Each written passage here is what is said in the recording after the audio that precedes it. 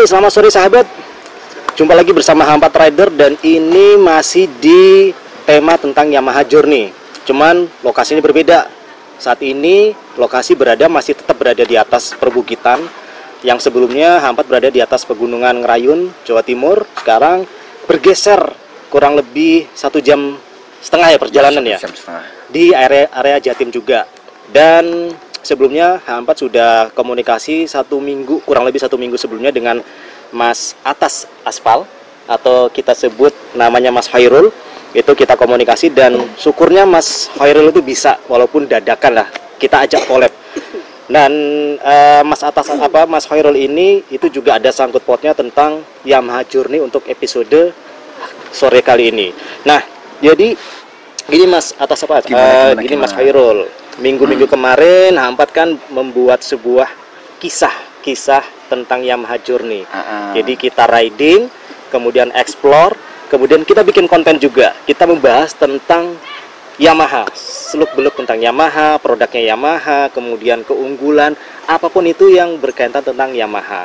Nah, untuk sore ini sebenarnya tidak begitu banyak sih yang ingin H4 coba tanyakan, sekaligus kita akan sharing kepada para sahabat dan juga netizen yang berkaitan juga tentang Yamaha.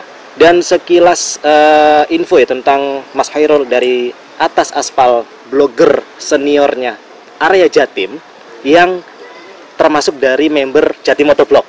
Iya. Bukan itu. Nah, Jatim Motovlog, dia Mas Khairul ini bisa dibilang pelopor pertama, blogger yang langsung mengangkat tema tentang Yamaha.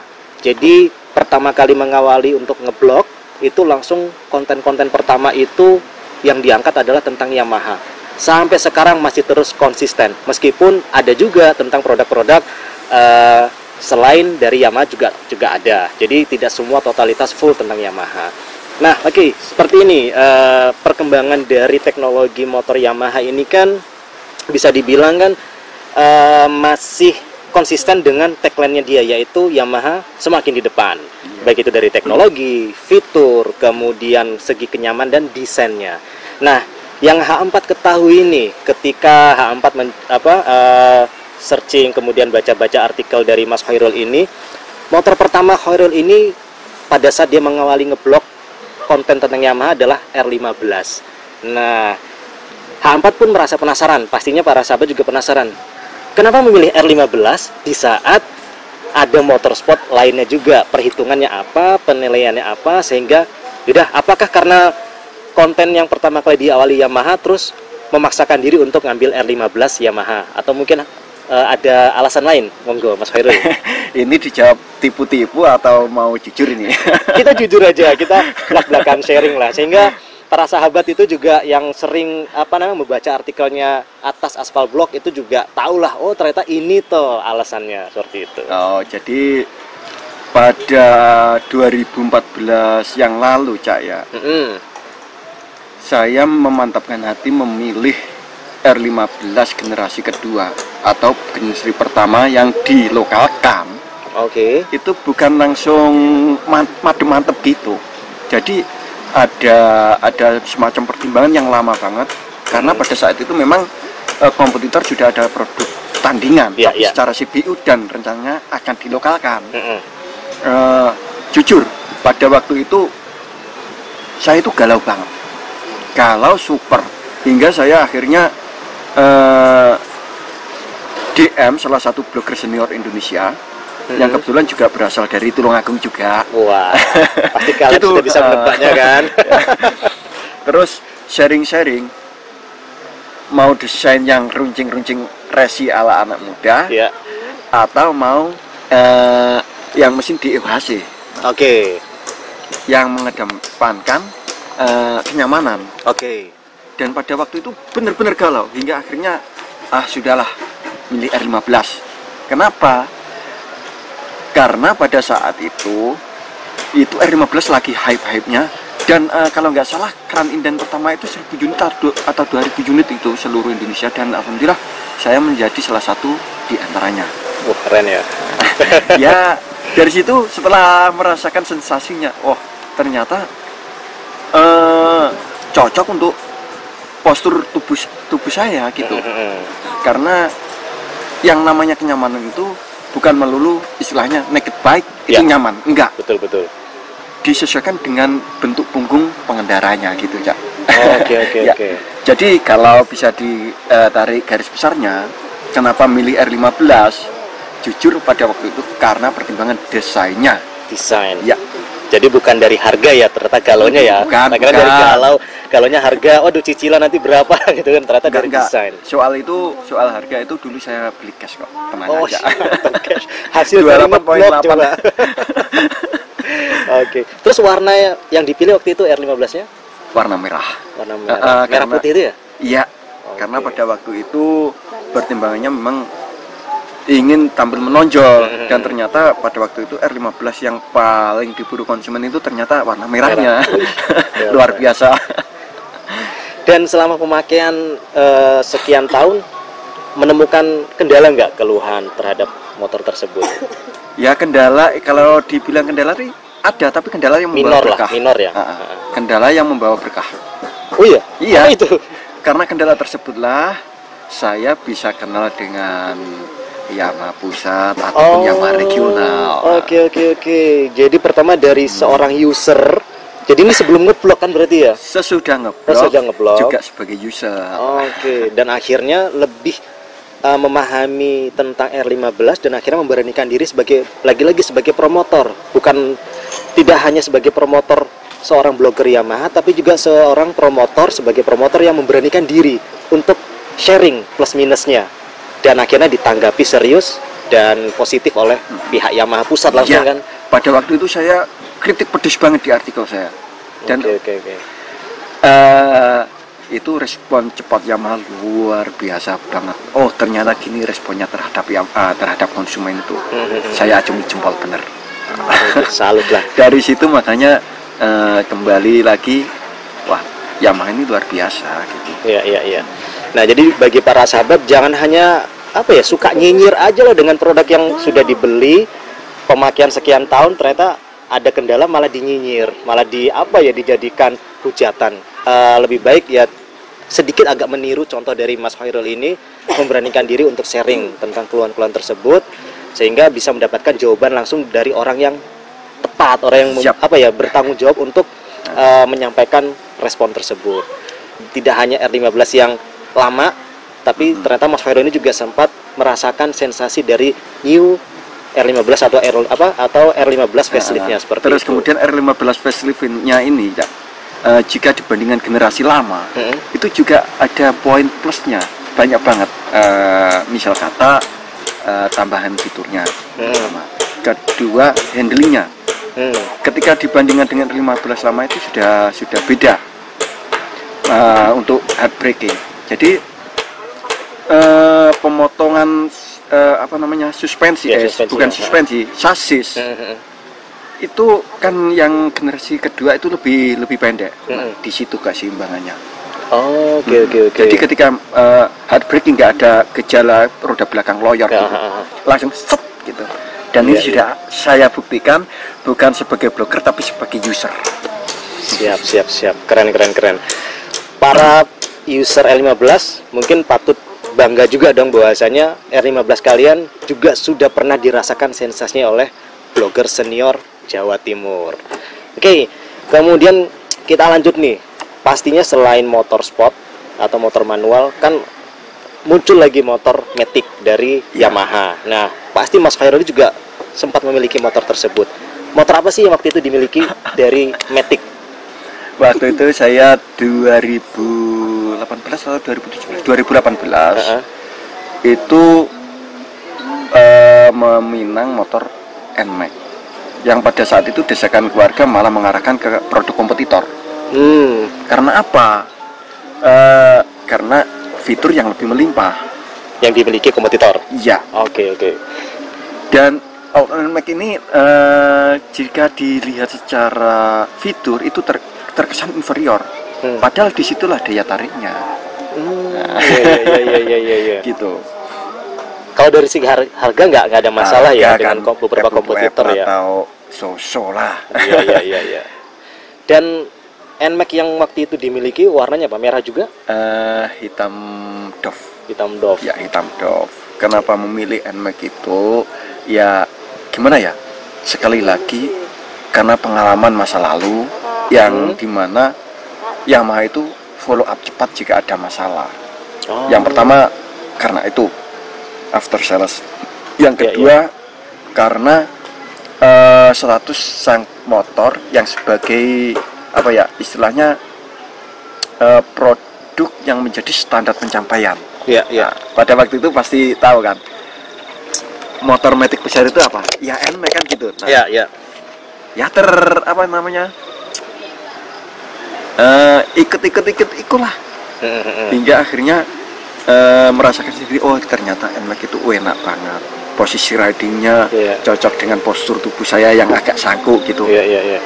Ya akhirnya ya puas banget hingga akhirnya saya memakai selama sampai sekarang gitu. Dan poin yang utama kenapa memilih NMAX itu dari apanya? Desainnya juga? Riding style pertama, terus kemudian demand market juga mempengaruhi juga secara mindset. Harga jual NMAX itu cenderung lebih stabil secara mindset ya. Terus kemudian ada lagi NMAX itu adalah motor apparel outer personal ego. Apa itu? Ya istilahnya gimana ya? Istilahnya bisa melambangkan personality dari penggunanya. Melambangkan standar pencapaian penggunanya. Iya. Nah, coba panjenengan muter-muter di sana. NMAX itu pasti dimiliki oleh kalangan ekonomi menengah ke bawah. Justru menengah ke bawah. Iya, yang istilahnya mau menampilkan ini loh pencapaianku. Dan NMAX melambangkan itu. Siap. Oke, gitu, keren. Dan kalau tanggapan Mas Khairul untuk NMAX yang facelift sekarang? Untuk fitur sangat mumpuni. Kan tambahan Y-Connect itu kan? Ya, dan untuk mesin sendiri saya acungi jempol kepada Yamaha karena berani membenamkan mesin generasi Aerox yang terkenal istilahnya handal. Oh, berarti NMAX yang terbaru ini mesinnya Aerox, dicangkukan mesinnya Aerox dengan penyesuaian tunnel apa gitu. Iya. Wow. Yang gitu. Aerox aja sahabat sudah mengetahui adalah motor nomor 1 PWR di Indonesia. Dan ini sekarang mesinnya disematkan di New NMAX. Gimana nggak kenceng dia, Pak? Udah C155 VVA ditambah mesinnya diambil dari ininya si Aerox. Wah, 155 VVA. Gila. Harganya pun juga nggak naik jauh ya, cuma 30.825 kalau nggak salah kan? Area plat AGAE. Kalau untuk area Jatim 31 kayaknya. Nah, untuk area Bali mungkin 30 berapa gitulah, nggak sampai 31 kayaknya. Oke. Tuh masih masuk budget loh, bayangkan. Jadi nanggung ketimbang ngambil 125 cc.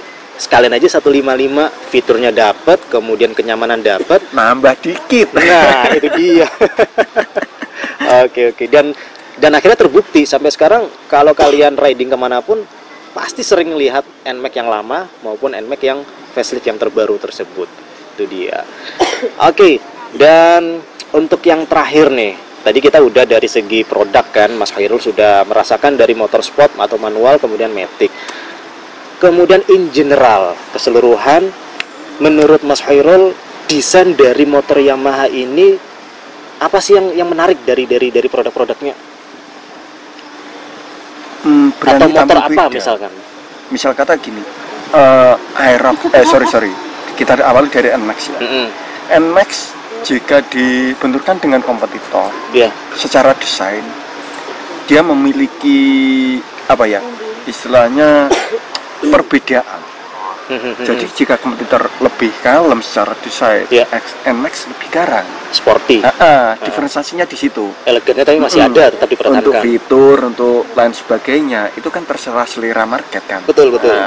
Cuman di sini secara desain ya di situ saya garis bawahi kompetitor lebih elegan, lebih kalem. Terus kemudian NMAX lebih ada aura garangnya. Iya, gitu. iya, iya. Dan Untuk- akhirnya desain itu juga dapat diterima dari skala kalangan, baik itu tua maupun muda. Iya. Biasanya kan yang desain-desain garang kan anak-anak milenial muda. Ya, Ternyata anak-anak orang-orang tua benar, juga benar. banyak, emak-emak ilmu juga banyak punya NMAX. Heeh. Kemudian lanjut apa lagi Mas Hairul? Terus untuk apa ya? Menurut saya Matic itu yang memiliki desain paling klik di hati itu dari produk Yamaha, Yaitu Aerox 155 VVA. Aerox. Lah kenapa nggak milih Aerox? Ya balung tua. Balung tua. Tapi nggak apa-apa sih, meskipun milihnya NMAX, ya sportinya dapet, elegannya dapet, kenyamanannya dapet. Kalau Aerox kan lebih ke sportinya sih, Sporty, ya. sportinya. Memang laki banget itu Itu motor. dia sih. Makanya sampai sekarang pun motor nomor 1 di Indonesia yang PWR-nya masih dipegang yaitu dari produksinya Yamaha, yaitu Aerox. Kalau tempat lain belum ada sih, sampai sekarang belum ada, belum pernah terdengar malah. Bahkan di websitenya pun Yamaha PD dengan apa namanya menampilkan Yamaha Aerox PWR nomor 1 di Indonesia. Emang sudah terbukti gitu. Dan sampai sekarang kan masih dipertahankan dia. Itu dia. Oke, itu sih beberapa sharing singkat yang H4 apa ya ingin menanyakan langsung kepada Mas Hairul. Kemudian biar bisa juga kita sharing kepada para sahabat juga para netizen, sehingga memilih motor itu tidak hanya sekedar ikut-ikutan. Wah, tetangga punya ini atau teman punya ini, aku ikutlah, tapi nggak memahami tentang desainnya seperti apa, kemudian motor ini keunggulan dari segi apa. Jadi mudah-mudahan dengan sharingnya dari Mas Hairul atas aspal, blogger seniornya Jatim, itu bisa merubah mindset para sahabat ketika ingin memilih. Karena kan balik lagi sih, memang sih Yamaha nggak begitu banyak ya varian Iya. pilihan produk-produk motornya, tapi bisa dibilang sih balik lagi memang nggak nanggung. Contoh yang Yamaha Matic, dia langsung memulai dari cc 125. Ya bisa dibilang itu tengah-tengahnya sih. Namanya Matic, udah tahu itu motor memang untuk perkotaan. Kalau cc-nya di bawah dari 125 sih kayaknya malah tambah lemot menurutku. Jadi dia ngambil tengah-tengah 125. Nah, kalau yang mau di atasnya 150 itu sudah ada Aerox dan NMAX seperti itu. Jadi bisa dibilang Yamaha ini apa ya, sudah lama mungkin melakukan survei sehingga oh ini loh yang diinginkan oleh para konsumen motor ini dengan cc seperti ini dan fitur serta desain seperti ini. Itu dia.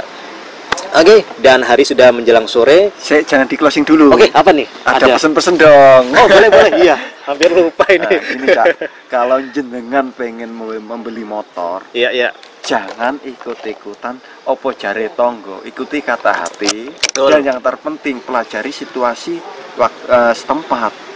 Motor panjenengan mau digunakan di area perkotaan atau di area pedesaan atau Ya. di area jalanan yang kayak gimana gitu. Karena review motor itu berdasarkan kontur alam waktu Betul. di review gitu ya. Betul. Tanyakan pada hati nurani sendiri ya. Betul. Oke, udah itu aja. Itu aja. Dan otomatis ya Mas Hairul ketika dia bikin artikel juga nggak ada yang dilebih-lebihkan dan nggak dikurang-kurangi. Semuanya real dari hasil yang dirasakan sendiri dari motor tersebut. Itu dia. Oke, itu aja sih sharing-sharing singkat H4 bersama Atas Aspal Mas Hairul. Dan sampai ketemu di vlog kisah Yamaha Journey selanjutnya. Mungkin nggak tahu, mungkin bisa juga ke Jawa Tengah ya, nggak, kita nggak tahu toko, atau mungkin masih di area Jawa Timur. Ini mumpung H4 masih berada jadwal explore di Jawa Timur, jadi sekalian lah kita sowan ke Mas Hairul Atas Aspal. Ya wes, itu aja, dan terima kasih sudah menonton vlog sharing tentang Yamaha Journey episode sore kali ini bersama Atas Aspal. Siap. Thank you, bye bye. Tos dulu. Tos.